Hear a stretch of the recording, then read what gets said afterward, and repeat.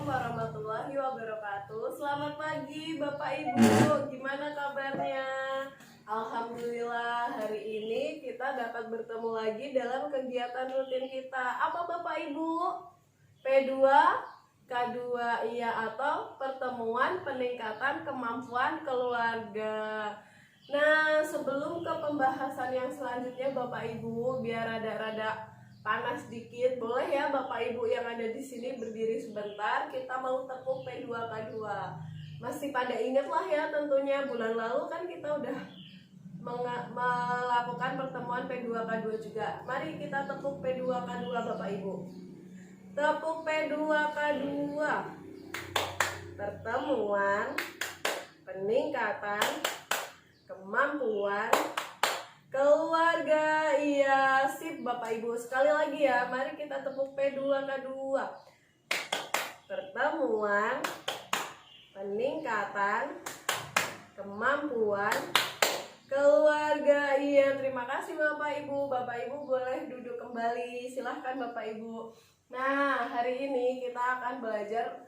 Tadi kan udah dijelaskan di awal modul perlindungan anak. Nah, hari ini kita tuh akan membahas tentang pengertian anak dan hak anak. Pengertian anak dan hak anak. Nah, Bapak Ibu di sini pasti udah nggak asing lagi nih sama pengertian anak, ya kan? Bapak Ibu di sini pasti sudah semuanya punya anak, ya kan? Kalau nggak punya anak, nggak mungkin Bapak Ibu duduk di sini, karena salah satu syarat mendapatkan bantuan PKH yaitu adanya anak, baik anak yang masih di dalam perut alias ibu hamil, atau anak yang masih bayi dan yang masih sekolah, ya kan Bapak Ibu? Nah, jadi apa sih yang dimaksud anak? Anak adalah seseorang yang belum berusia 18 tahun. Jika seseorang itu belum berusia 18 tahun Bapak Ibu, dia disebut anak, bahkan yang masih ada di dalam perut Bapak Ibu, yang masih ada di dalam kandungan itu juga disebut anak. Nah, masa kekanak-kanakan ini atau biasa kita nyebutnya golden age. Sok-sok ngomong Inggris ya Bu ya. Nah, golden age itu atau biasa disebut masa keemasan. Kenapa disebut masa keemasan? Karena pada masa ini pertumbuhan anak itu berkembang dengan sangat pesat. Jadi pada masa golden age ini sangat mempengaruhi di kehidupan yang akan datang. Nah, pada usia anak 0 sampai 4 tahun, perkembangan intelektualnya itu mencapai 40% Bapak Ibu.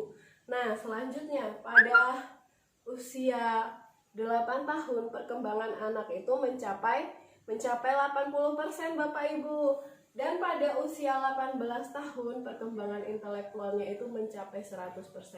Nah, Bapak Ibu yang ada di sini sebagai orang tua yang baik, jangan sampai, terutama di usia anak 0 sampai 8 tahun, jangan sampai Bapak Ibu di sini meninggalkan kesan yang buruk. Kenapa Bapak Ibu?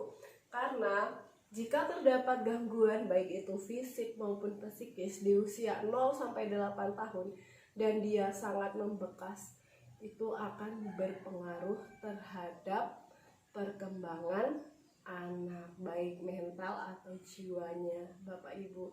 Jadi jangan sampai di usia 0 sampai 8 tahun ini kita menggoreskan luka-luka yang tidak bisa dihapus di memori anak kita. Mari kita ciptakan kebahagiaan. Buatlah anak itu senang Bapak Ibu. Jangan dibuat bentar-bentar dimarahin, bentar-bentar disalahin, jangan. Karena anak usia 0 sampai 8 tahun itu masih sangat butuh kasih sayang. Ajari mereka supaya mereka mengerti. Nah, yuk kita lihat flip chart dulu ya Bapak Ibu. Ntar dulu, flip chart. Ini Bapak Ibu, pengertian anak ya Bapak Ibu, yang seperti sudah saya jelaskan tadi. Jika seseorang itu belum berusia 18 tahun, bahkan yang masih ada dalam kandungan pun itu disebut sebagai anak. Nah, yang selanjutnya hak anak. Apa sih hak anak itu? hak anak adalah sesuatu yang melekat dalam diri anak sebagai anugerah dari Tuhan yang Maha Kuasa, dan dia dikatakan sebagai hak asasi manusia. Jika orang tua itu melanggar hak-hak anak, maka si orang tua bisa dikatakan melanggar undang-undang. Karena kenapa Bapak Ibu? Karena hak anak ini dilindungi oleh undang-undang Bapak Ibu nih. Nih ya, kelihatan kan? Nah, Bapak Ibu, saya mau nanya nih sama Bapak Ibu. Tadi kan kita udah bahas hak anak. Hak anak itu apa sih? Tadi udah dikatakan sesuatu yang melekat pada diri anak, yang dianugerahkan dari Tuhan yang Maha Kuasa, dan tidak satu orang pun berhak mengganggunya, Bapak Ibu. Nah, hak anak itu juga dikatakan sebagai hak asasi anak. Nah, saya mau nanya sama Bapak Ibu, apa aja sih yang termasuk hak-hak anak? Apa aja Bapak Ibu yang termasuk hak-hak anak? Apa tadi? Hak anak, saya catat ya, hak anak.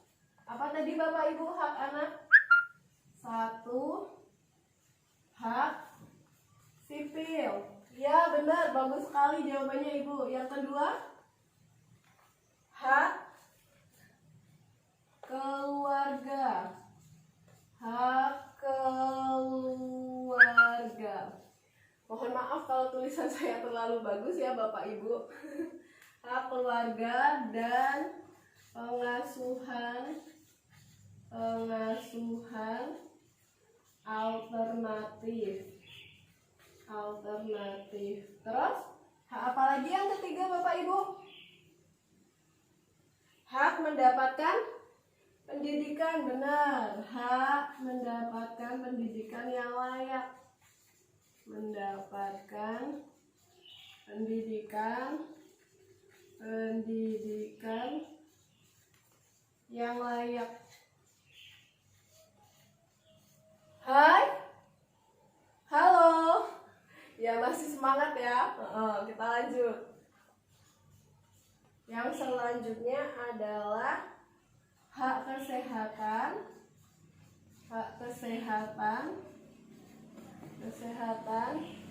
dan kesejahteraan sosial.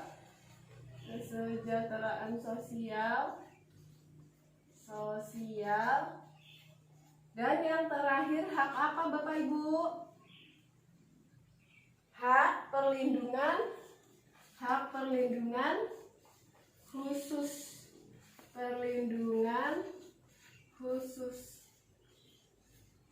Hak perlindungan khusus ini Bapak Ibu, ini untuk anak istimewa atau anak-anak yang berkebutuhan khusus. Kadang kan anak-anak istimewa itu dia dikucilkan dari keluarganya. Semua anak itu berhak mendapatkan hak sipil Bapak Ibu. Hak sipil itu apa sih Bapak Ibu? Hak sipil adalah hak mendapatkan kayak akte pengakuan ya Bapak Ibu. Terus mendapatkan pendidikan. Nah, terutama untuk anak yang istimewa. Kadang kan orang tuanya malas menyekolahkan. Jangan Bapak Ibu, jika dia masih mempunyai potensi, Bapak Ibu harus menyekolahkannya. Terus hak mendapatkan pengasuhan. Nah, kadang kan di keluarga itu yang ngasuh gak cuma orang tua ya, ada kakak, ada nenek. Nah itu. Terus hak kesehatan dan kesejahteraan sosial. Kalau dia sakit, sebaiknya segera dibawa ke dokter, karena itu hak anak Bapak Ibu. Terus hak mendapatkan perlindungan. Nah Bapak Ibu, saya nih kan udah di ini ya. Saya mau nanya nih sama Bapak Ibu. Oh, ntar dulu. Kita lihat. Nih, kita lihat. Nih, kita lihat ya Bapak Ibu. Nih Bapak Ibu. Udah dilihat? Nih. Ini ada matrik klaster hak anak Bapak Ibu. Kelihatan nggak? Bapak Ibu. Nih ya, matrik klaster hak anak ada hak sipil, kesehatan dan kesejahteraan sosial, perlindungan khusus, pendidikan waktu luang, hak keluarga dan pengasuhan alternatif ya. Nah, ini hak ini matrik klaster hak anak. Nah, yang selanjutnya kita lihat ini. Nih Bapak Ibu, kelihatan kan ya?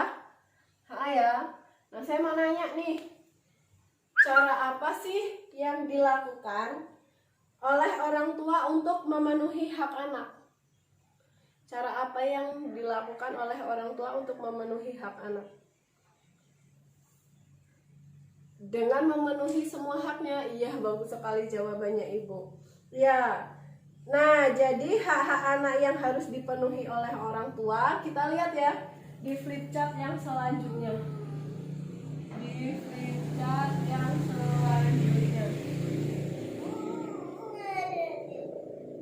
Nih Bapak Ibu, ternyata hak anak itu yang harus dipenuhi ada 31. Yang pertama, hak bermain, berkreasi, berpartisipasi. Nih, boleh di zoom ya.